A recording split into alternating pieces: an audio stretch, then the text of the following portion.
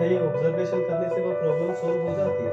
उस मोमेंट के लिए तो डेफिनेटली हो जाती है। विपश्यना की प्रैक्टिस करते चले जाना है ताकि एक दिन तुम मुक्त हो सको। इस पे फोकस बहुत ज़्यादा है और मुझे क्योंकि शांत रहना है तो मुझे ये प्रैक्टिस करते चले जाना है, इससे कर्ता भाव पैदा होता है। अब यहाँ तक तो थी बहुत जनरल बात जैसे विपश्यना सिखाती है। इसके आगे मैं दूसरा एंगल जोड़ रहा हूँ जो बहुत खतरनाक एंगल क्या वो भी विपाशना में सिखाया जाता है। नहीं, वो नहीं, उसकी बात नहीं की जाती। है?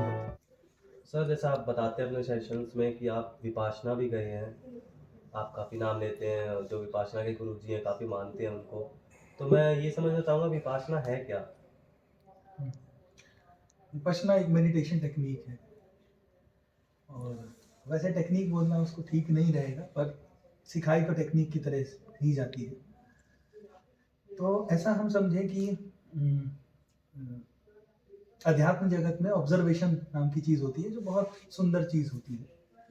तो विपश्यना आपको ऑब्जर्वेशन करना सिखाती है एज ए टेक्निक और दो चरण में वो दो क्या तीन चरण में होती है बेसिकली।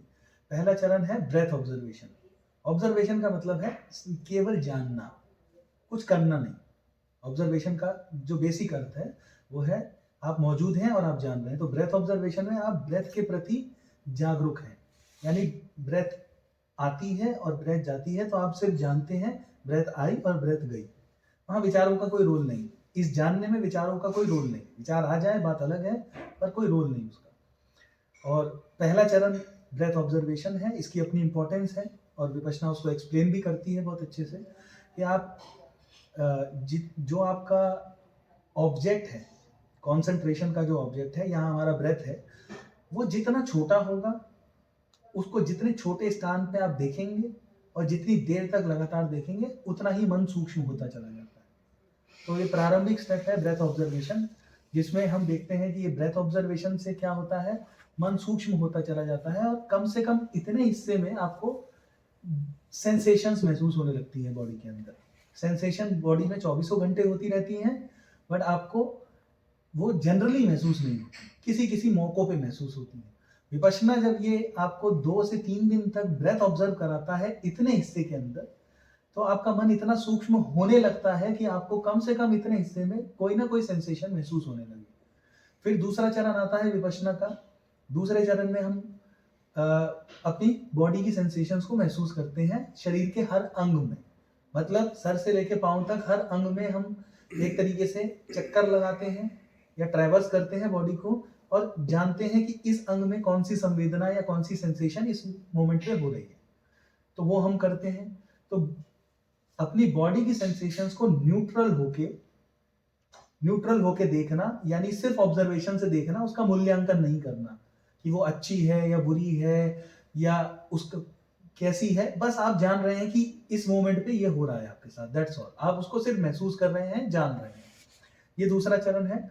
और तीसरे चरण में वो मैत्री नाम की एक टेक्निक है, मैत्री भावना। तो उसमें आप मंगल भावना दूसरे के लिए प्रकट करते हैं कि सबका मंगल हो, सबका कल्याण हो, और जो आपकी जिंदगी में जो भी आप पुण्य अर्जित कर रहे हैं वो आप दूसरे के साथ शेयर भी करते हैं, अपने मेरिट दूसरे के साथ शेयर करते हैं और वो भी सेंसेशन के लेवल पे करने की कोशिश करते हैं।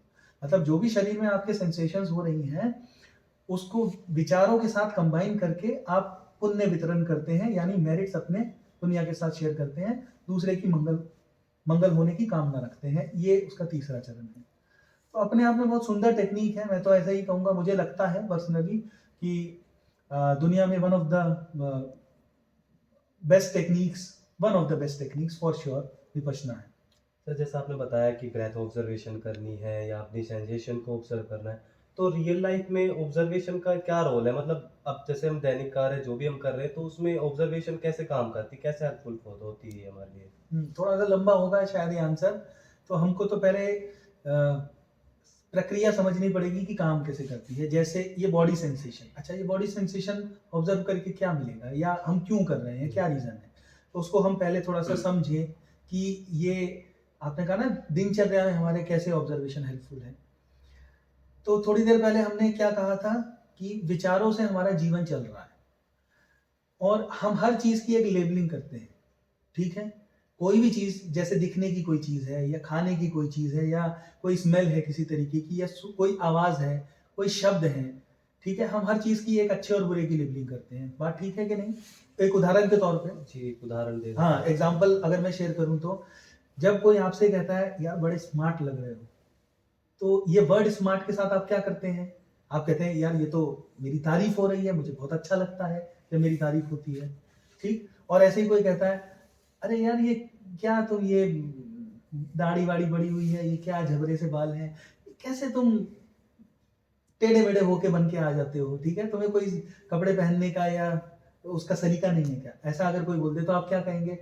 मेरी बेइज्जती कर दी, ठीक है तो शब्द ही विचार ही है ना, मेरी तारीफ हुई या मेरी बेइज्जती हुई।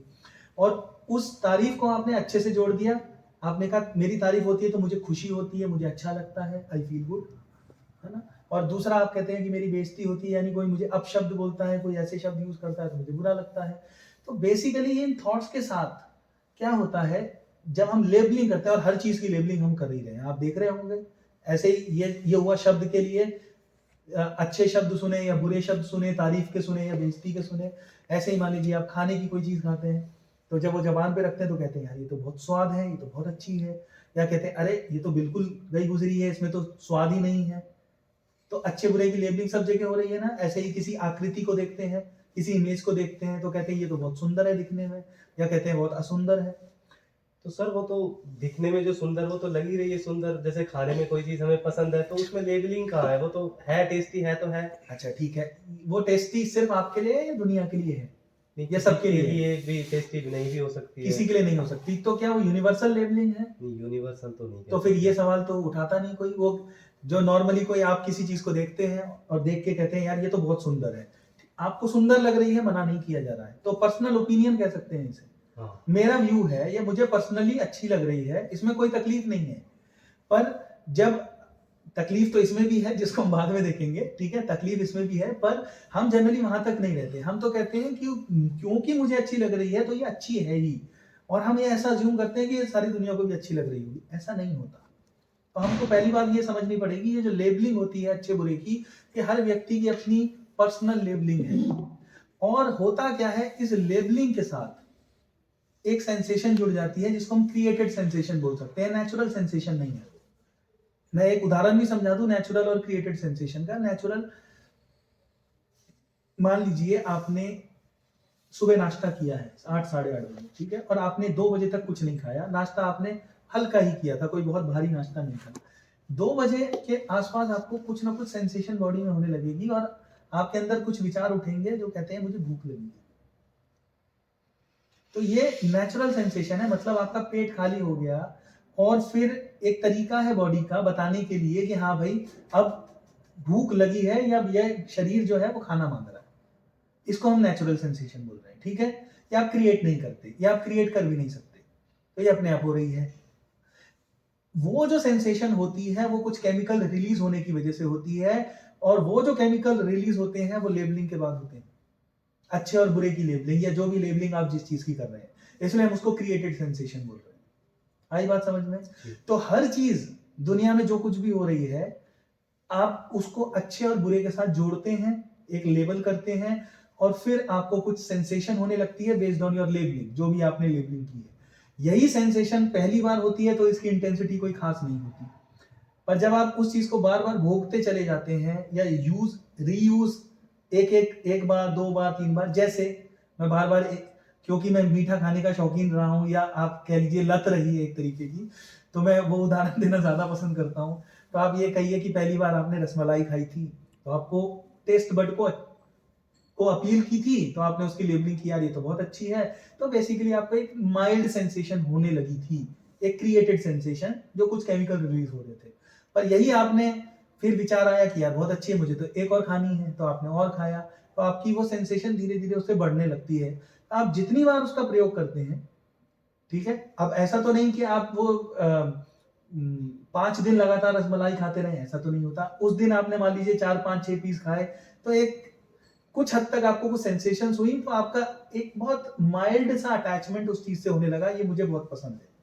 आप दोबारा, आपके सामने मान लीजिए कुछ दिन बाद रसमलाई आ गई, या आपके अंदर ही आपको विचार हुआ, या आपके सामने आ गई, आपने फिर खाई, आपने 4 5 पीस फिर खा डाले। इस तरीके से जब आप प्रक्रिया को रिपीट करते चले जाते हैं तो क्या हो रहा है, वो सेंसेशन जो आपको वो खाने से और वो लेबलिंग की वजह से होती है, वो बढ़ती ही चली जाती है, वो उसकी इंटेंसिटी हाई हाई हाई होती चली जाती है। एक पॉइंट होता है कि वो आपको सिर्फ सोचने भर की जरूरत है, खाने की भी जरूरत नहीं है, आपको तीव्र सेंसेशन बॉडी में होने लगेगी सिर्फ सोचने भर से उस चीज के बारे में, और खाने से तो होगी होगी। तो हर चीज के साथ एक क्रिएटेड सेंसेशन जुड़ जाती है based on the labelling that we do for everything. और यही जो सेंसेशन है, इन्हीं की वजह से बेसिकली हमारी इस जिसको हम हैबिट पैटर्न या टेंडेंसी बोलते हैं, वो क्रिएट होती है। मतलब मैं एक तरीके से गुलाम हो जाता हूं किसी चीज का, मैं होश में भी नहीं रहता, मेरे ऊपर वो छा जाती है कि वो मेरे सामने आई और मुझे बस चाहिए, मुझे उसका भोग करना है। जैसे रसमलाई आई और अगर मैं बहुत शौकीन हूं वो खाने का, शौकीन होने का मतलब यह है कि रसमलाई देखते ही मेरे अंदर कुछ तीव्र संवेदनाएं होने लगी और वो क्रेविंग बोल रही है अरे खाना है, मुझे चाहिए, और बेचैनी होने लगी। तो हमारी मैक्सिमम जो प्रॉब्लम्स होती हैं वो एक्चुअल में इसी वजह से क्रिएट होती हैं, हमारी बेहोशी में क्रिएट हो रही हैं। तो ऑब्जर्वेशन की कीमत क्या है कि जब आप जानने लगते हैं कि क्या हो रहा है आपके अंदर, जैसे मान लीजिए आपके सामने रसमलाई आई और अब अगर आप विपश्यना की प्रैक्टिस करते हैं यानी ऑब्जर्वेशन सीखते हैं, तो आप देखेंगे, मान लीजिए आप वहां 10 दिन करते हैं, ठीक है, वापस आएंगे, रसमलाई आपके सामने आई, तो अगर उस हद तक मन आपका सूक्ष्म हो चुका है, महसूस करने लायक हो चुका है, तो क्या होगा, आप जान पाएंगे कि वो रसमलाई या तो खाते ही या देखते ही आपके अंदर कुछ तीव्र संवेदनाएं होने लगी और आपका मन और खाने का करने लगा, आपको बेचैनी होने लगी, ये आप जान पाएंगे। और उस जानने में वो स्वतः रुक भी जाता है कई बार। पर अगर कोई टेंडेंसी, कोई हैबिट पैटर्न बहुत मजबूत है, तो फिर वो हो सकता है एक आध बार रुक जाए, पर वो बार बार नहीं रुक पाता। तो ये प्रक्रिया चलती रहती है, यानी हम कहीं ना कहीं उसकी गुलामी में जीते रहते हैं, चाहे अनचाहे। तो ये तो आपने बता दिया कि नेचुरल क्या होता है सेंसेशन और क्रिएटेड सेंसेशन क्या होती है। तो जो हम बात कर रहे थे कि विपाशना का रियल लाइफ में जो ऑब्जर्वेशन का, ये क्या रोल है रियल लाइफ में ऑब्जर्वेशन का? तो आप ये समझें कि जब आप 10 दिन विपश्यना शिविर अटेंड करके आते हैं, तो आपका मन कुछ हद तक तो सूक्ष्म होता है और आप 5-6 दिन बॉडी सेंसेशन को ऑब्जर्व करते हैं, तो आप बॉडी में जो ऑब्जर्वेशन, जो सेंसेशन होती है, उसको ऑब्जर्व करने लायक हो जाते हैं एक तरीके से। तो और फिर विपश्यना ये भी कहती है कि आप सुबह शाम प्रैक्टिस करें। तो जब आप वो प्रैक्टिस भी करते हैं तो क्या होता है, वो प्रैक्टिस करने से जनरली आपके, मान लीजिए कुछ हो रहा है आपके साथ, कोई घटना घट रही है, आपको गुस्सा आ रहा है या आपको कुछ खाने की क्रेविंग हो रही है या कुछ पीने की क्रेविंग हो रही है, कुछ भी हो सकता है, दुनिया में 100 चीजें हैं। तो वो जब होती है तो आप ऑब्जर्वेशन करने के मोड में ऑटोमेटिकली आने लगते हैं, आपको पता लग जाता है अच्छा मेरे अंदर क्रेविंग होने लगी। ये ब्यूटी होती है प्रैक्टिस की। जो आप चीज प्रैक्टिस करते हैं उससे आपको उस टाइम पे जब आपके साथ घटना घट रही है, तब आप वो ऑब्जर्वेशन करने लायक हो जाते हैं या वो चीज, वो घटना आपके साथ घटने लगती है। ये उसका एक रोल है, बहुत बड़ा रोल है। क्या ये ऑब्जर्वेशन करने से वो प्रॉब्लम सॉल्व हो जाती है? उस मोमेंट के लिए तो डेफिनेटली हो जाती है, पर ये भी एक प्रक्रिया आप कह सकते हैं, क्योंकि ऑब्जर्वेशन उस समय के लिए हो गई। अब मान लीजिए वो टेंडेंसी है बहुत मजबूत, तो उस समय वो टेंडेंसी जागी आपके अंदर, उस वक्त ऑब्जर्वेशन हुई, और मान लीजिए वो जो क्रेविंग आपके अंदर उठ रही थी या अवर्जन जो आपके अंदर उठ रहा था उस चीज के प्रति, या आपको चाहिए या नहीं चाहिए, वो उस समय के लिए तो खत्म हो गया, पर वो आपके अंदर बहुत थोक में मौजूद है कहीं ना कहीं, तो वो तो बार बार उठता रहेगा। तो हम ये नहीं कह सकते कि एक बार आपने ऑब्जर्व कर लिया तो उससे प्रॉब्लम सॉल्व हो गई, नहीं, ये नहीं कहा जा सकता। ये तो एक सतत प्रक्रिया है। इनफैक्ट सतत मतलब जिसको हम कंटिन्यूअस बोलते हैं। आप ये नहीं कह सकते कि हाँ आज मैंने ऑब्जर्व कर लिया तो अब मुझे ऑब्जर्व करने की जरूरत नहीं है, ऐसा नहीं कह सकते। हालांकि जब तक हम, अब यहां तक तो की बहुत जनरल बात जैसे विपश्यना सिखाती है, इसके आगे मैं दूसरा एंगल जोड़ रहा हूं जो बहुत खतरनाक एंगल है। क्या वो भी विपाशना में सिखाया जाता है? नहीं, वो नहीं, उसकी बात नहीं की जाती। वो क्या बात है ऐसी खतरनाक जो आप कह रहे हैं नहीं, खतरनाक है वो? और मैं ये भी नहीं कहूंगा नहीं सिखाया जाता, ये नहीं कहूंगा, पर मैं ये कहना चाहूंगा कि जब विपश्यना का शिविर आप अटेंड करेंगे तो उसमें वो बात तो कही जाती है निश्चित तौर पे, जो मैं अभी बात करने जा रहा हूं वो बात कही जाती है, पर वो बात एक आध बार कह के छोड़ दी जाती है और फोकस होता है करने पे। मैं जब एक्सप्लेन करूंगा तो समझा पाऊंगा उस बात को। तो ये बिल्कुल नहीं कह रहा नहीं सिखाया जाता, बोला जरूर जाता है उसके बारे में, पर वो एक दो बार बोल के छोड़ दिया जाता है और आदमी की नजर या उसका दिमाग उस पर अटकता नहीं उस बात पे, तो उसको लगता है इस पे जोर नहीं दिया जा रहा। एक दूसरी बात जो बार बार बोली जाती है कि तुम्हें ही मेहनत करनी है, विपश्यना की प्रैक्टिस करते चले जाना है ताकि एक दिन तुम मुक्त हो सको। इस पे फोकस बहुत ज्यादा है। तो जब इस पे फोकस होता है तो हमारी जो दृष्टि है या हमारा मन है वो इस सेंटेंस को पकड़ लेता है, इस पे अटक जाता है कि तुम्हें प्रैक्टिस करनी है ताकि तुम मुक्त हो सको। तो जब तक हम विपश्यना की प्रैक्टिस किए चले जा रहे हैं मुक्त होने के लिए, तब तक एक तरीके की डूइंग, एक तरीके का कर्ता भाव मौजूद है हमारे अंदर, वो जो इनफाइनाइटली चले जाता है। तो मैं ये नहीं कहता कि ये प्रैक्टिस आपको फल नहीं देती या उसको लाभ नहीं देती, लाभ होता है, और मैं एक्सप्लेन करता हूं कि लाभ कैसे होता है, और ये भी समझाऊंगा कि हम फंसते कैसे हैं इस चक्रव्यूह में, क्योंकि मैं भी एक पॉइंट तक इस चक्रव्यूह में बहुत बुरी तरह फंसा हुआ था, और तब तक मैं विपश्यना की प्रैक्टिस को बहुत बहुत इंपॉर्टेंस देता था, और मैं कहता था मुझे प्रैक्टिस करनी है ताकि एक दिन मैं मुक्त हो जाऊं। अब इसको कैसे समझें? तो गुरुजी इसकी जो मैं बात आप अभी बोलने जा रहा हूं, गुरुजी डेफिनेटली उसकी बात करते हैं, इसमें कोई शक नहीं, पर उस पर फोकस नहीं है। जो प्रारंभिक शिविर जितने होते हैं उस पर वो फोकस नहीं है बिल्कुल भी, और चूंकि फोकस नहीं है तो आदमी का मन कहां अटक जाता है, मुझे ये प्रैक्टिस करनी है। तो अब समझें कि होता क्या है, खेल क्या है। हमको ये बताया गया कि तुम प्रैक्टिस करते रहोगे तो तुम शांत रहोगे, और तुम्हें शांत रहना है, तुम्हें शांति चाहिए। तो आपके अंदर एक धारणा क्रिएट होने लगती है कि ये प्रैक्टिस मुझे शांति में लेके जाती है, और मुझे क्योंकि शांत रहना है तो मुझे ये प्रैक्टिस करते चले जाना है। इससे कर्ता भाव पैदा होता है। अब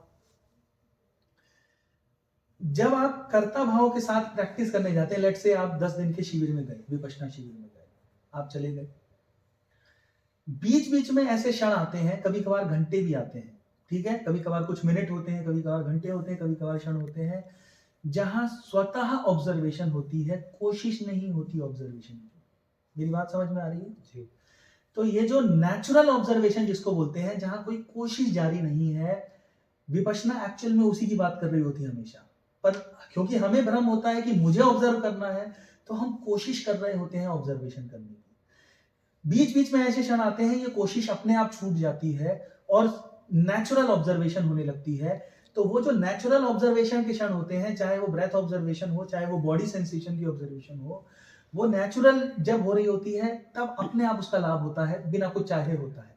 पर थोड़ी देर वो क्षण रहे, मान लीजिए 1 घंटा भी रहा, 1 घंटे बाद फिर विचार आता है जो बोलता है ये जो 1 घंटा बीता ना, ये बहुत बढ़िया था, और मुझे ये 1 घंटा बार बार चाहिए, मुझे ये 1 घंटा जिसमें बहुत अच्छी साधना हुई, ये रिपीट करना है। तो कर्ता भाव फिर से आ गया।